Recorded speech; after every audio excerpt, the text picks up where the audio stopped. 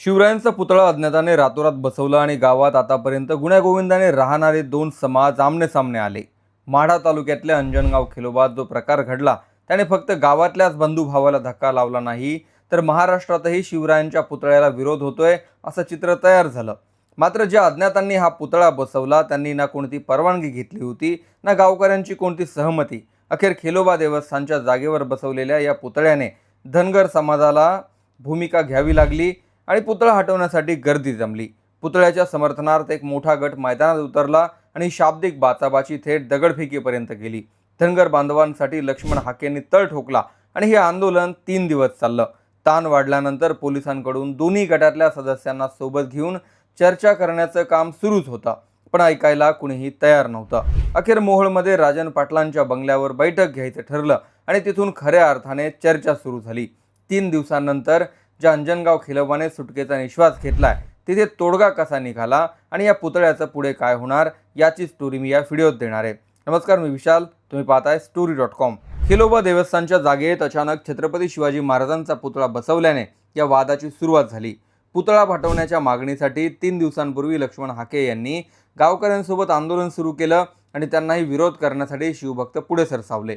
परिस्थिती तणावाची बनली आणि पोलिसांचा मोठा फौजफाटा गावात तैनात झाला। अखेर यावर तोडगा काढण्यासाठी प्रयत्न करण्यात आले। ज्या तरुणांनी पुतळा बसवलाय त्यांनाही पोलिसांनी विश्वासात घेतलं आणि परवानगी न घेता पुतळा बसवणं कसं चुकीचं आहे हे समजावून सांगितलं। सातत्याने होणारी चर्चा अपयशी यासाठी होत होती की तोडगा निघाल्यानंतरही पुतळा हटवायचा कुणी हा प्रश्न उरत होता। त्यात हाकेंचं आक्रमक आंदोलन आणि शिवभक्तांचाही त्याला तेवढाच तीव्र प्रतिसाद, यामुळे यावर कसलाही तोडगा निघत नव्हता। शुक्रवारी या सगळ्या गोष्टी मिटवण्यासाठी मोहोळला भाजपचे नेते आणि माजी आमदार राजन पाटील यांच्या बंगल्यावर बैठक झाली। या बैठकीत धनगर समाजाचंही म्हणणं ऐकून घेतलं गेलं आणि यावर शिवभक्तांचं काय म्हणणं आहे तेही समजून घेण्यात आलं। हा पुतळा हटवू नये यावर शिवभक्त ठाम होते, तर धनगर समाजाचं म्हणणं होतं की गावातल्याच ग्रामपंचायतीच्या जागेवर पुतळा बसवण्यात यावा, त्यासाठी आम्हीही योगदान देऊ। खिलोबा देवस्थानची जागा ही अत्यंत मर्यादित आहे आणि यात्रेच्या काळात भक्तांना यामुळे अडचणी होतील।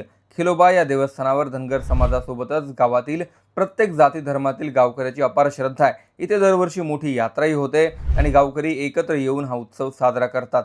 पण अज्ञाताने रात्रीतून पुतळा बसवला आणि हा सगळा बंधुभाव एका रात्रीत बिघडूनही टाकला। अखेर प्रस्ताव मांडण्यात आला की गावातच जी ग्रामपंचायतीची मोठी जागा आहे त्यात शिवरायांचा भव्य पुतळा उभारण्यात येईल। राजन पाटलांच्या मध्यस्थीने स्वतः पालकमंत्री असलेले जयकुमार गोरे यांनी शब्द दिला की यासाठी सरकारकडून 1 कोटींचा निधी मिळेल। आता विनापरवानगी जो पुतळा बसवलाय त्यापेक्षा कितीतरी मोठा भव्य दिव्य पुतळा गावात सरकारी निधीमधून उभारला जाईल, असा शब्द जयकुमार गोरेंनी दिला। हा प्रस्ताव दोन्ही गटांचं समाधान करणारा होता, कारण आता जो पुतळा बसवलाय त्याला विरोध तर होतोय, पण सामाजिक बांधिलकीही बिघडली होती। शिवाय नवीन पुतळा हा अत्यंत भव्य दिव्य असेल असा शब्द स्वतः पालकमंत्र्यांनी दिला। महाराष्ट्रात पुतळे बसवण्यासाठी एक नियमावली आहे आणि तिने पाळल्यास गुन्हेही दाखल होतात। मात्र गावागावांमध्ये रात्रीतून पुतळे बसवण्याचा ट्रेंड गेल्या काही दिवसात वाढतोय। असाच प्रकार काही दिवसांपूर्वी बुलढाणा जिल्ह्यातल्या चिखला गावात घडला होता। त्यावेळी 2 समाज आमने सामने आले आणि कित्येक लोकांवर गुन्हे दाखल झाले। गावातली सामाजिक शांतताही धोक्यात आली। माढा तालुक्यातल्या प्रकरणात मात्र सलग 3 दिवस हा सगळा राडा चालला होता आणि पोलिसांपुढे आव्हानं तयार झाली। दोन्ही समाज एकमेकांच्या अंगावर धावून जात होते आणि परिस्थिती चिघळत होती। लक्ष्मण हाके गावात जाऊन बसल्यानंतर त्यांचे समर्थकही तिथे आले आणि तणाव अजून वाढला। रात्रीच्या पावसातही हाकेंनी गावातच तळ ठोकला। अखेर पोलिसांची मध्यस्थी, राजन पाटलांचा पुढाकार आणि जयकुमार गोरे यांचा शब्द यामुळे सध्या हा विषय मिटल्याचं सांगण्यात आलंय।